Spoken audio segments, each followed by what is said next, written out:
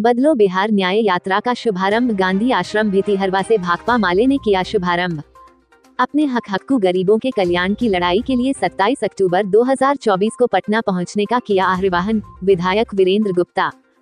News 9 Times. पश्चिम चंपारण नरकटियागंज से सफीर अहमद की रिपोर्ट। पश्चिमी चंपारण के नरकटियागंज में न्यायपूर्ण नए बिहार के लिए बदलो बिहार न्याय यात्रा के तहत 25 से 26 तक तिरहुत जोन में भाकपा माले ने भितिहरवा गांधी आश्रम से निकालकर नरकटियागंज नगर परिषद में न्याय यात्रा शहीद चौक पर शहीदों को माल्यार्पण के साथ शुरू किया, जिसमें भाकपा माले के सिकटा विधानसभा के विधायक वीरेंद्र गुप्ता ने प्रदेश के डबल इंजन की सरकार और केंद्र में मोदी सरकार पर जमकर निशाना साधा। पत्रकारों के पूछे जाने पर कि बिहार सरकार द्वारा विद्यालयों में पत्रकारों के जाने पर रोक के लिए वीरेंद्र गुप्ता ने कहा कि बिहार सरकार हो या मोदी सरकार, लोकतंत्र के प्रत्येक किले को अपनी प्रतिबंधित नीतियों का द्वारा ध्वस्त करना चाहती है। सरकार की नीयत अच्छी नहीं है, वो अपने प्रतिबंधों द्वारा सरकार के चौथे खंभे को गिराना चाहती है। उन्होंने बिहार सरकार के जमीन सवे नीति को गलत बताते हुए कहा कि यह सरकार पूंजीपतियों और भू माफिया की सरकार है, जो गरीबों की जमीन को हड़प कर भू माफिया को देना चाहती है। डिजिटल मीटर नहीं, खून चुसवा मीटर को अभिलंब बंद करे ताकि गरीबों का शोषण बंद हो। उन्होंने कहा कि अगर लोगों का भला चाहती तो पहले जहां बसा है उसको दाखिल खारिज करती, पर्चाधारियों को उसका हक देती, उसके बाद भूमि सवे करवाती। सरकार की इस दमनात्मक नीतियों के विरोध तथा आम जनता के भलाई के लिए हम और हमारी पार्टी अंत तक लड़ती रहेंगी। रैली को सफल बनाने के लिए 27 अक्टूबर 2024 को पटना चले और अपने हकू की लड़ाई के लिए पार्टी का समर्थन करें ताकि आम गरीब जनता को इंसाफ मिल सके। News 9 times.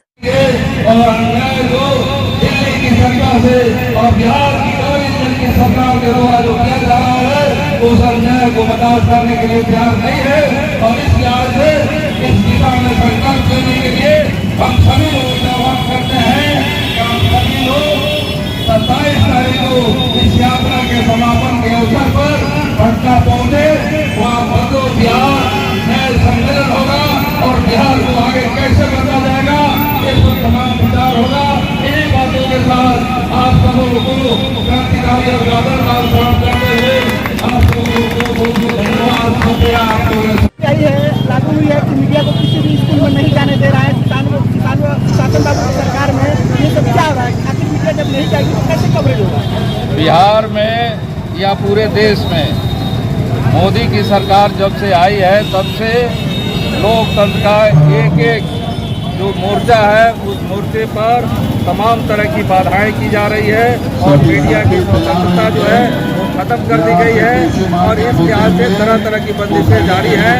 वकील लोग जो हैं वो हर तरह की बहस नहीं कर सकते और इसलिए उन पर भी बंदिशें लगा दी गई हैं और यहाँ तक कि जो अखबारों को स्वतंत्रता देने वाले कानून थे, जो वकीलों के स्वतंत्रता देने वाले कानून थे, जो लेखकों, कवियों, पत्रकारों, तमाम जो सांस्कृतिक जगत के लोग हैं उनको हक अधिकार देने वाले, आज़ादी देने वाले जो कानून थे वो सबको मटियामेट कर दिया है। मोदी की सरकार ने एक एक कानून बदल दिए गए हैं और अब तो आप देख रहे हैं कि भारत की जो अपराध दंड संहिता थी उसको भी बदल करके वो 3 न्याय संहिता में बदल दी गई है और तमाम चीज़ों को बदलाव करके वो पूरे देश में लोकतंत्र का खात्मा कर रहे हैं। इसी योजना के तहत तमाम पत्रकारों पर तरह तरह की बंदिशें हैं, सोशल मीडिया पर बंदिशें हैं, उनका पूरा मोबाइल किसी का हैक कर लिया जाता है, उनका सोशल अकाउंट हैक कर लिया जाता है। ये तमाम घटनाएं हो रही हैं। सर, बिहार सर्वे में क्या ये उचित है कि मतलब गरीब ही रह जाएंगे और अमीर अमीर हो जाएंगे? फिर ये कैसा सर्वे है? बिहार में जो सर्वे हो रहा है वो पूरे तौर पे लैंड बैंक बनाने के लिए बड़ी बड़ी कंपनियों को कैसे ज़मीन दिया जाए, बड़े बड़े भू माफिया रियल एस्टेट के जो लोग हैं उनको कैसे ज़मीन दे दी जाए, इसके लिए बिहार में भूमि सर्वे हो रहा है। नहीं तो सीधे तौर पे जो जहां बसा हुआ है उसके ज़मीन पर सबसे पहले कागज़ देती सरकार।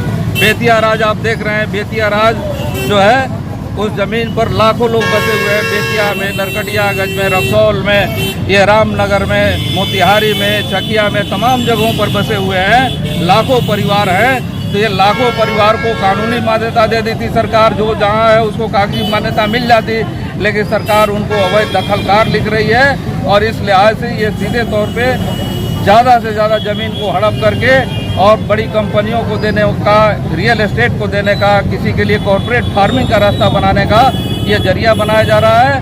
जिससे गांव के लोग भी बेदखल होंगे और शहरों के लोग भी बेदखल होंगे, उनका पूरा भयादोहन किया जाएगा। तो इस सर्वे का हम विरोध करते हैं।